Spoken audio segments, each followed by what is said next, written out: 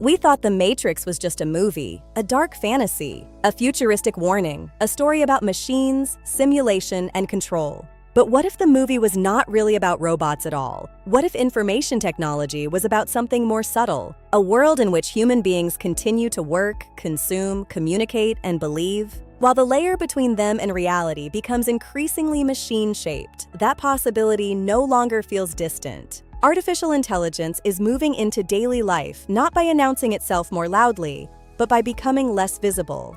Information technology appears inside search, inside shopping, inside communication, inside media, inside the systems that recommend, summarize, rank, filter, and interpret the world for us. And that changes something deeper than productivity. Information technology changes perception. Because once a machine helps decide what we see first, what feels credible, what sounds human, and what appears important, information technology is no longer just a tool. Information technology becomes part of the reality layer. That may be the most Matrix-like idea now becoming real. Not a literal, simulated prison, but a world in which experience is increasingly mediated by systems most people do not fully understand. Convenience makes this easier to accept. If AI makes life faster, smoother, more personalized, more efficient, many people will welcome information technology before they question what information technology is doing to their attention, judgment, or autonomy. That is how powerful systems enter culture. Not always through force, sometimes through usefulness. And now another line is beginning to blur.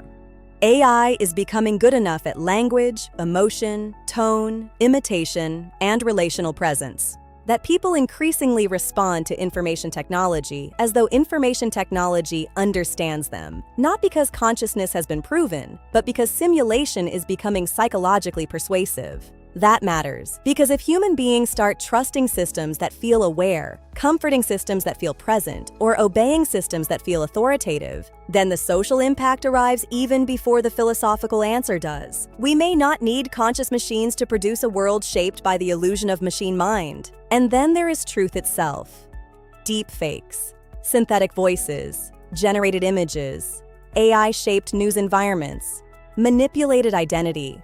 The question is no longer only whether something is real. The question is whether enough people can still tell. That is where the warning becomes more serious. The greatest risk may not be that AI wakes up. Information technology may be that human beings become comfortable living inside layers of machine interpretation, without noticing how much of their reality has already been pre-shaped for them.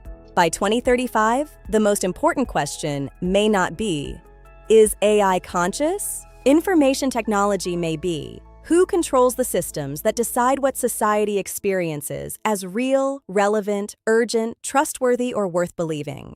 Because once those layers become ambient, always on, and emotionally persuasive, the issue is no longer just technology. Information technology is culture, agency, consciousness, and the future of human judgment itself. We thought The Matrix was just a movie. Perhaps what we missed was that the real warning was never about living in a fake world. Information technology was about living in a real world that becomes so thoroughly interpreted by machines that most people no longer notice the difference. The question now is not whether AI is becoming more intelligent. The question is whether we are remaining aware enough to stay human inside the reality we are building. Stay awake.